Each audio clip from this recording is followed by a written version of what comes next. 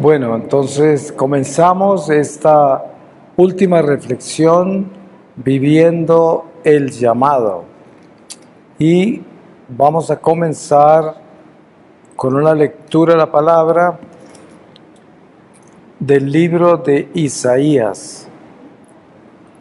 En el capítulo 6, desde el versículo 1, dice: el año de la muerte del rey Uzías, vi al Señor sentado en un trono excelso y elevado.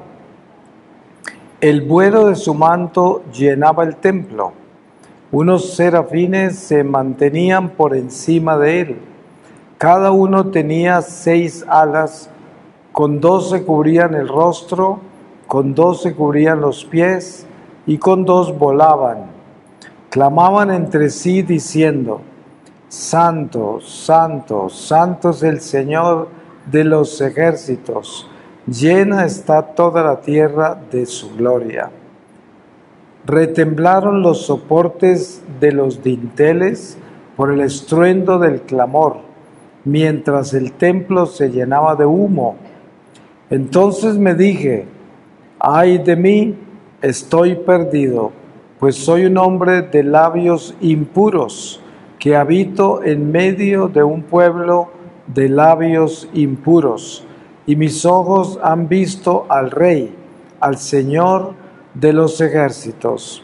Entonces voló hacia mí uno de los serafines, portando una brasa que había tomado del altar con unas tenazas. Tocó mi boca y dijo: mira, esto ha tocado tus labios, tu culpa ha sido quitada y tu pecado perdonado. Entonces oí la voz del Señor que decía: ¿a quién enviaré? ¿Quién irá de nuestra parte?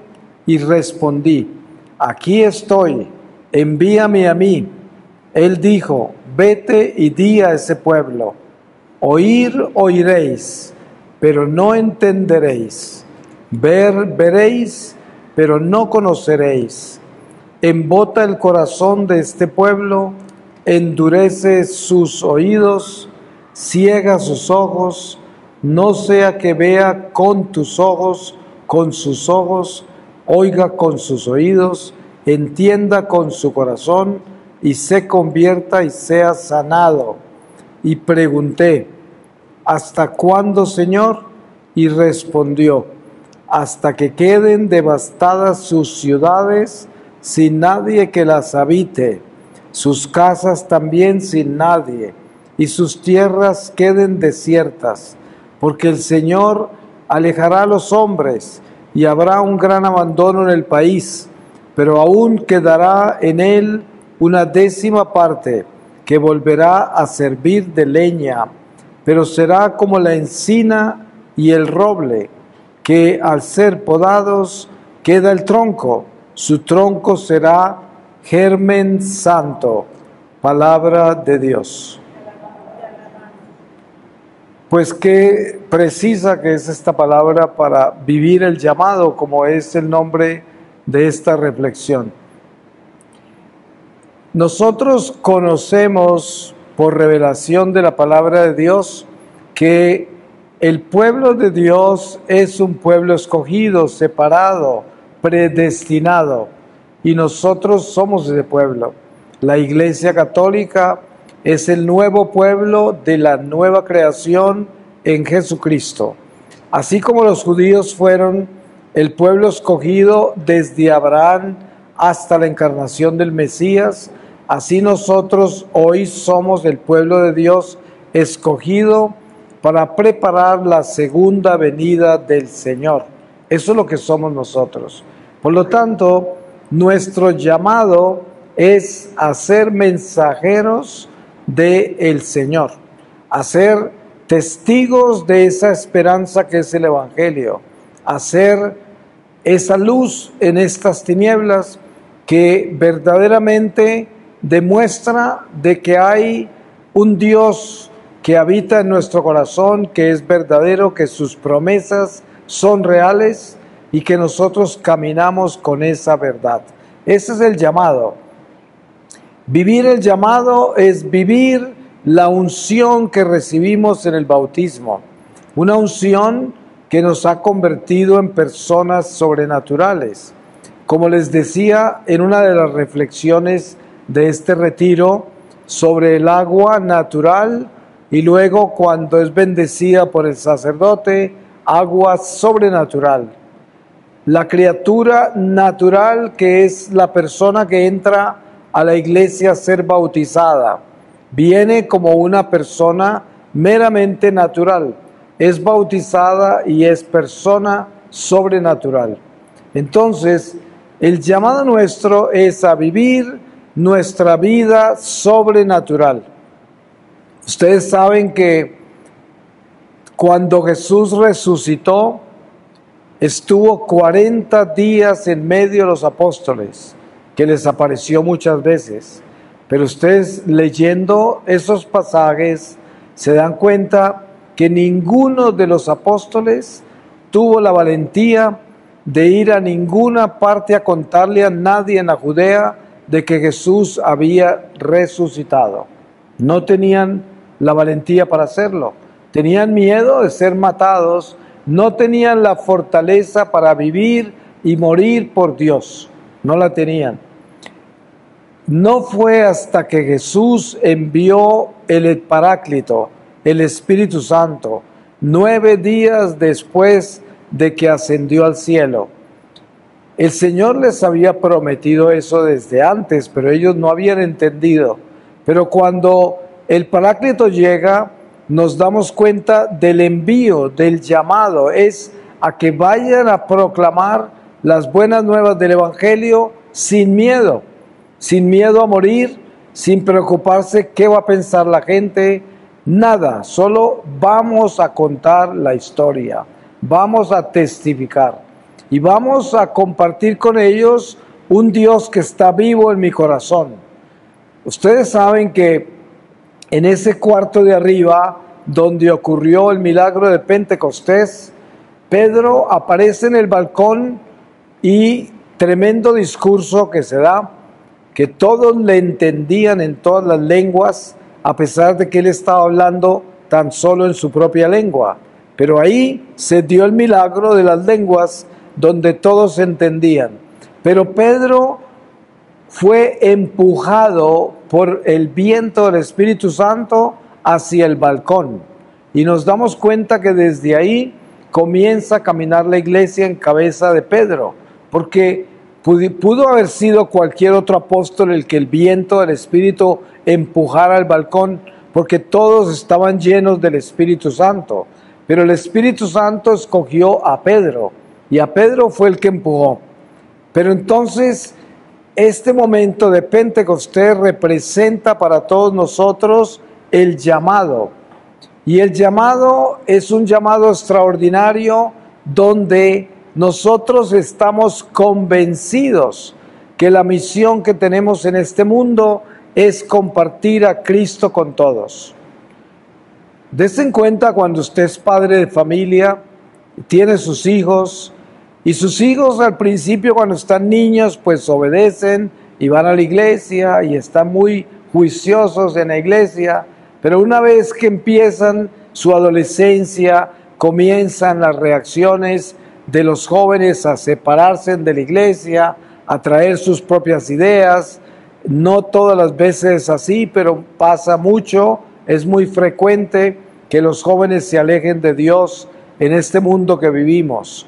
Ahora, la responsabilidad nuestra como padres de familia, la responsabilidad nuestra como cristianos con el prójimo, incluyendo los niños, los jóvenes, los ancianos, toda la gente de la iglesia, la responsabilidad nuestra es asegurarnos de que nosotros vivimos nuestro Pentecostés, que tenemos un Dios en nosotros que es como una tormenta de amor, que vamos llenos de Él y no tenemos miedo, y podemos testificar que Él vive en nosotros y que nosotros somos de Él, y damos ejemplo, porque cuando la familia vive las etapas humanas que tiene que vivir, como los jóvenes que tienen que vivir su búsqueda de identidad en la adolescencia y temprana juventud, lo que queda y lo más importante para compartir y para dar es nuestro testimonio. Que ellos puedan ver en nosotros, en una manera perseverante, que Dios está en nuestro corazón, que nosotros le obedecemos, que nosotros somos coherentes con lo que profesamos como fe y que no hay en nosotros absolutamente ninguna tibieza, ninguna hipocresía, sino que somos lo que somos, caminamos lo que predicamos y somos de Dios. Este es el envío, este es el llamado. Para eso nos trajo el Señor a la iglesia. Así de que nunca tendremos en nuestro corazón el temor, porque el temor está superado por el Espíritu Santo. El Espíritu Santo nos lleva por esta vida para que seamos testigos del amor de Dios y nos enseña a hacer un sacrificio permanente hasta el martirio si es necesario. Hay muchos niveles de martirios. El martirio, que es la corona del martirio, es el martirio de la sangre. Pero hay martirios de muchos niveles. Ustedes saben que en esta sociedad en que vivimos hoy, hay mucha gente que es atormentada donde está por ser cristiana, por profesar su fe en sus compañías, en el trabajo, a veces hasta en el matrimonio mismo, a veces en la familia misma, a veces en amistades, incluso dentro de la iglesia hay niveles de compromiso con Dios. Ustedes a veces escuchan la historia de un sacerdote que es muy santo y lo persiguen sacerdotes que andan en pecado y lo acusan, lo calumnian, lo arrinconan, lo hacen casi que anular por envidia, por persecución, porque es el mismo demonio que también se enreda en la buena hierba de la iglesia. Y esto ocurre en todos los ámbitos, pero el llamado nuestro como hijos de Dios es hacer ese testimonio perseverante sin miedo. Un testimonio que es el de Pedro en el balcón el día de Pentecostés.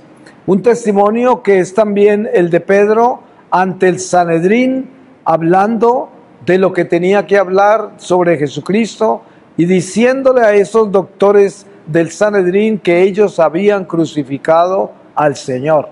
Y para esto se necesita una valentía. Ustedes saben que cuando Jesús resucitó y se le apareció a los apóstoles 2 veces, las 2 veces ellos estaban bajo llave. Y la palabra decía, de miedo de los judíos. Decía que estaban encerrados.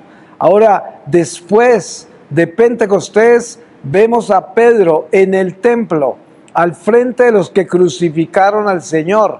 Y les está diciendo, ustedes crucificaron al Mesías. Ustedes, y les canta la tabla, como dicen en términos vulgares, y tiene la valentía para hacerlo, y no pudieron matarlo, porque no era su tiempo todavía. También el primer diácono mártir, que es San Esteban, cuando estaba muriendo, mientras lo apedreaban, él pedía misericordia por sus verdugos. Entre esos estaba San Pablo, que estaba manteniendo su ropa, la ropa de Esteban, porque era muy joven él. Pero Esteban había estado ante el Sanedrín y les había contado todo lo que Pedro también les dijo más adelante, y por eso mataron a Esteban, porque no resistieron nada de lo que él dijo. Pero des en cuenta lo que es el llamado. El llamado es irnos a contar la verdad, es asegurarnos que la verdad habite en nuestro corazón, asegurarnos de que todo lo que hagamos sea de Cristo, sin miedo a perder nada, sin preocuparnos por el respeto humano. Hay muchas personas que por miedo a perder la amistad con su familia o con sus amigos, no testifican la verdad. Hay padres de familia que tienen hijos viviendo en pecado mortal y nunca les han dicho nada, porque tienen miedo de perder su amistad y entran en omisión y no son testigos de Dios. Y por eso Jesús dice en el Evangelio: si tú testificas a mi favor ante los hombres, yo testificaré a tu favor ante mi Padre y mis ángeles. Pero muy comúnmente se niega a Dios y no se testifica a favor de Él por respeto humano. Eso sucede en las amistades, en la familia, y eso es una traición terrible contra Dios. Algo que seguramente va a ser un grave problema en el tribunal del Señor el día que morimos, si no nos arrepentimos de eso y si no cambiamos. Porque nosotros tenemos la responsabilidad de vivir el llamado. Tenemos la responsabilidad de ser los mensajeros que fuimos creados para ser. Porque hay algo muy claro, y es que Dios nos creó para ser católicos. Nadie se puede hacer católico por voluntad humana. Incluso la gente que entra a la iglesia a una edad avanzada, como son algunos casos, esas personas habían nacido para ser católicas. Por eso se dice que somos un pueblo escogido, separado, predestinado. Eso es una responsabilidad muy grande, porque de repente nosotros podemos escuchar esas palabras y pueden quedarse siendo simplemente palabras. Pero ojo, no podemos que eso suceda, no podemos dejar que eso suceda. Tenemos que escuchar esas palabras. Ustedes oyeron lo que yo les leí del profeta Isaías. Cuando Dios envió a Isaías, le decía: ve, y que ese pueblo ni oiga, ni vea, ni entienda. O sea, el Señor está disgustado y no quiere que entiendan nada. Pero en el caso nuestro, el Señor nos escogió y nos envió. Y el envío que hizo es a llevar esa luz y esa verdad del Evangelio a todos los lugares donde vamos a estar. No todo el mundo tiene un llamado para irse por el planeta entero a llevar la palabra de Dios, pero la vida nuestra es ahí donde el Señor nos llamó. Quédate ahí donde el Señor te llamó, dice el apóstol, porque por muy insignificante que nos parezca nuestra vida tiene sentido en Dios. Hay veces que llegan personas a preguntarme a mí: ¿usted qué cree que es la voluntad de Dios en mi vida? Y se encuentra uno con que esta es una madre de 5 hijos con su esposo, y yo por un momento hago pausa y le digo: señora, ¿cuántos hijos tiene? Ah, que tengo tantos, y esposo también. ¿Usted cree que el Señor tiene otra misión fuera de esa para usted? Esa es su misión, sus hijos, su esposo, su familia. ¿Para qué busca otra voluntad? Si la voluntad está dada, esa es su misión. Si usted se muere hoy, el Señor no le va a preguntar nada más que lo que le dio, y lo que le dio fueron esos hijos, ese hogar, ese es su llamado. Ahora, de repente, después de que usted eduque a esa familia, viva con esa familia y haga todo eso con la familia, de pronto le da otra misión más adelante. Eso ocurre. Hay muchos santos como Santa Rita de Casia, Santa Juana de Chantal, que fueron viudas, que tuvieron hijos. Inclusive Santa Juana de Chantal, cuando sus hijos estaban todavía no muy grandes, San Francisco de Sales la llamó a fundar las religiosas de la Visitación, y ella se fue y se volvió la madre superiora de esa comunidad, y tuvo una segunda misión en su vida. Pero des en cuenta que todo tiene sus etapas y sus pasos. Por eso uno tiene que tener mucho cuidado en estar buscando la voluntad de Dios cuando la voluntad de Dios ya está hecha, ya está clara, ya está dada.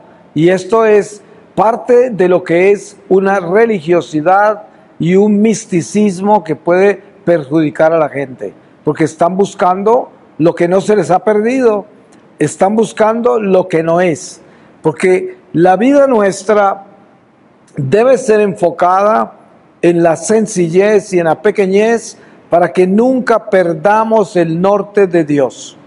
¿Cuándo perdemos nosotros el norte de Dios? Cuando nos engrandecemos en nuestras ambiciones, en nuestra avaricia, en nuestro engrandecimiento como personas. Ahí es cuando perdemos el enfoque de la realidad de Dios en nuestra vida. En cambio, cuando nosotros somos personas sencillas, personas de fe, de obediencia a la iglesia, todo se nos es claro. No estamos por ahí escudriñando a ver qué cosas nuevas descubrimos, sino que estamos con la verdad que se nos ha dado. Por eso es tan claro que aquel que no tiene curiosidades, aquel que es obediente a lo que ya nos ha dado el Señor, que es nuestra iglesia, nuestra doctrina, nuestro depósito de fe, nuestras tradiciones sagradas y la invitación a las obras de amor, de bien, de caridad. Cuando tenemos eso, ya tenemos todo. No necesitamos saber nada más, no necesitamos buscar nada más.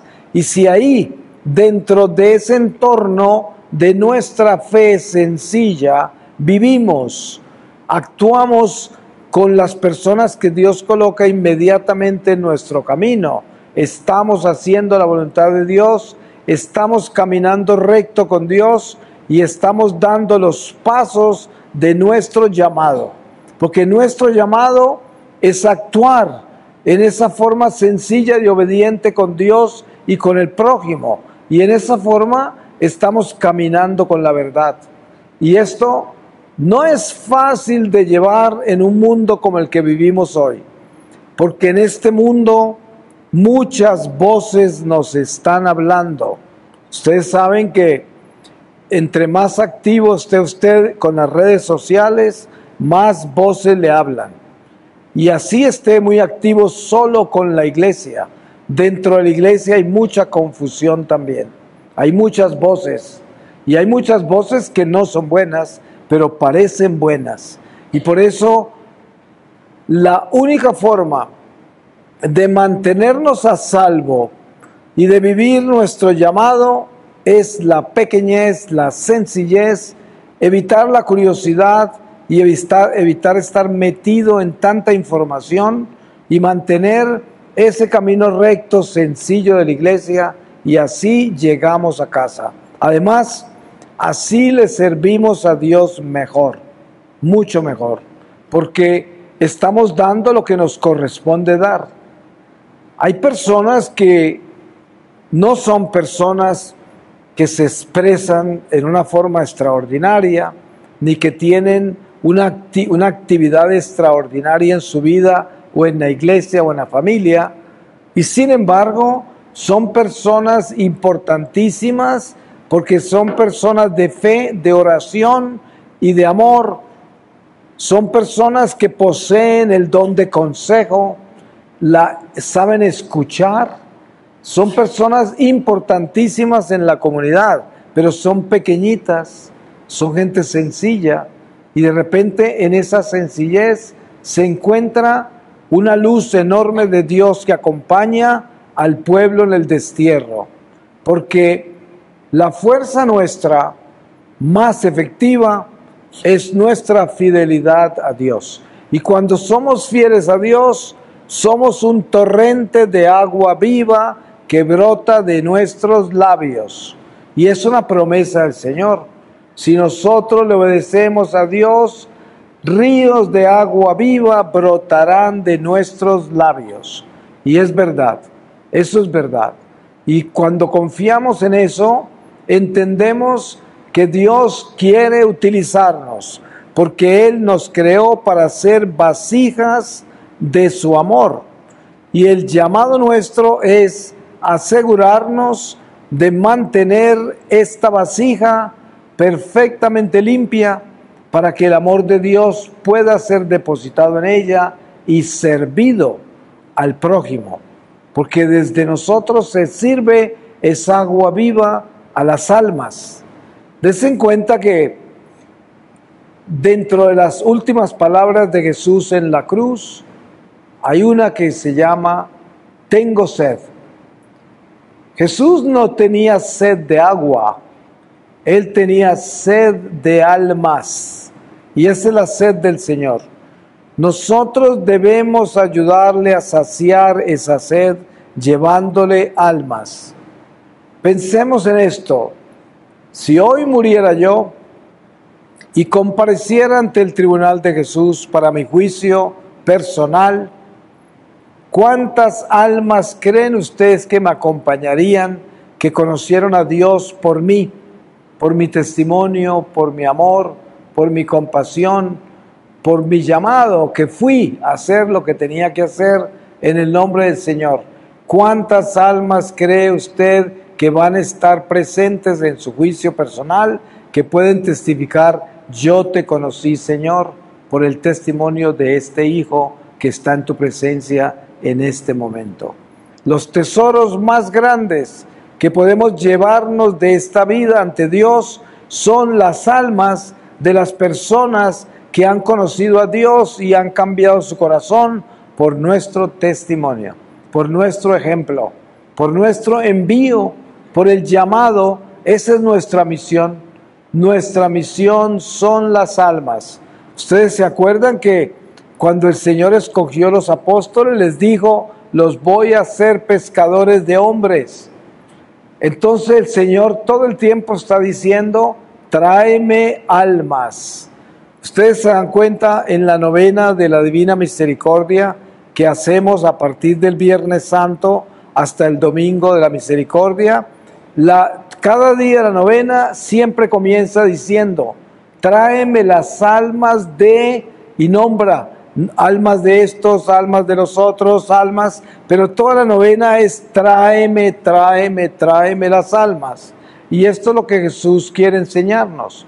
Él quiere que le llevemos almas. ¿Y cómo le llevamos almas? Pues tenemos que entender el llamado de nuestra vida. Por eso debemos cuidarnos tanto de no ser un escándalo en la iglesia, en nuestra vida, por el pecado, por la desobediencia. ¿Cuántas cosas malas podemos terminar haciendo? Muy fácil, porque nos podemos dejar seducir por el pecado y caer siendo personas de Dios, personas de la iglesia, personas que ya nos conocen como personas de Dios, y de repente caer y escandalizar a todos. Pues por eso es que debemos tener tanto cuidado de caminar con el tesoro que nos fue confiado. Ustedes se dan cuenta que cuando un sacerdote comete algún pecado terrible, sale en todas las noticias del mundo. Pero si ese mismo pecado lo comete un rabino, un mula musulmán, un pastor protestante, no sale en ningún periódico, nadie publica esas noticias, a nadie le interesa. Pero sí les interesa conocer los pecados de la iglesia. ¿Y por qué? Porque nuestra iglesia es la iglesia de Dios y el diablo no perdona que alguno de nosotros caiga, porque si caemos, Él nos publica, Él nos convierte en escándalo para la iglesia y para el mundo, y para que la gente pierda la fe en la iglesia. Ustedes se dan cuenta todos los escándalos que han habido en la iglesia por pedofilia y todas las cosas que han sucedido en los últimos 30 años. Todo eso es para debilitar la iglesia y para que la gente no se acerque a la iglesia en estos finales de los tiempos, porque el demonio quiere ridiculizar la iglesia y mostrarle a la gente que la iglesia es mala, que la iglesia está llena de gente mala y que no tienen por qué ir allá porque esa iglesia no sirve. Y precisamente eso es lo que el diablo quiere hacer con cada uno de nosotros. El diablo quiere convertirnos en materia de risa, de burla, quiere dañar nuestra vida. Y entre más se atreva usted a testificar su fe, a vivir su fe con valentía, más duro le da el maligno. Y por eso debemos tener esa certeza de que tenemos un espíritu que abraza el martirio si es necesario. O sea, nunca tenerle miedo a dar nuestra vida por el Señor. Así nos cueste lo que nos cueste, nos pase lo que nos pase, nos hagan lo que nos hagan, no debemos tener miedo de servirle al Señor. Pues bendito sea el Señor que nos da la oportunidad de ser miembros de esta iglesia. Bendito sea por el llamado y que Él tenga misericordia de nosotros para que nosotros podamos cumplir con la misión que Él nos confió. Que podamos estar en presencia de Él el día que nos llame y que muchas almas estén a nuestro lado testificando que conocieron al Señor por nuestro testimonio. Eso sería el regalo más grande que podamos recibir. Voy a terminar leyéndoles de la carta del apóstol Santiago, en el capítulo 2, desde el versículo 1, y dice: hermanos míos, no intentéis conciliar la fe en nuestro Señor Jesucristo glorioso con la acepción de personas.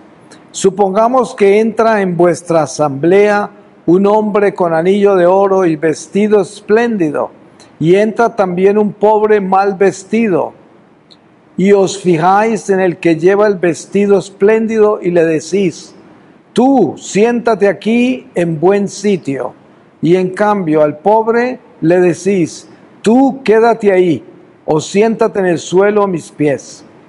¿No estáis haciendo entonces distinciones entre vosotros y juzgando con criterios perversos? Escuchad, hermanos míos queridos, ¿acaso no escogió Dios a los pobres según el mundo para hacerlos ricos en la fe y herederos del reino que prometió a los que le aman? Vosotros en cambio habéis deshonrado al pobre.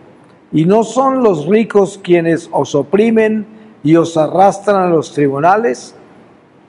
¿No son ellos los que blasfeman el hermoso nombre que ha sido invocado sobre vosotros?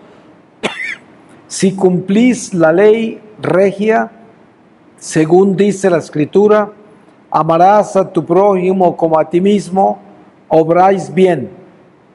Pero si hacéis acepción de personas, cometéis un pecado, y la ley os condena como transgresores. Porque quien observa toda la ley, pero falta en un solo mandamiento, se hace reo de todos. Porque aquel que dijo: no cometerás adulterio, dijo también: no matarás. Y si no cometes adulterio, pero matas, te has hecho transgresor de la ley. Por tanto, hablad y obrad como quienes van a ser juzgados por la ley de la libertad. Palabra de Dios. Pues le damos gracias a Dios 1000 veces, 1.000.000 de veces, por todas las maravillas que hace en nuestra vida. Yo le doy muchas gracias por todos ustedes. Me alegra mucho haber podido regresar a esta ciudad de Torreón y compartir con ustedes en este templo estos 2 días que tuvimos la bendición de compartir, y seguimos muy unidos en oración, orando los unos por los otros, y si el Señor nos da vida y otra oportunidad, pues aquí nos volveremos a reunir un día, esperamos no muy lejano, y de lo contrario, pues esperamos que nos podamos encontrar allá en su ciudad santa de luz, que es nuestro destino. Amén. Amén.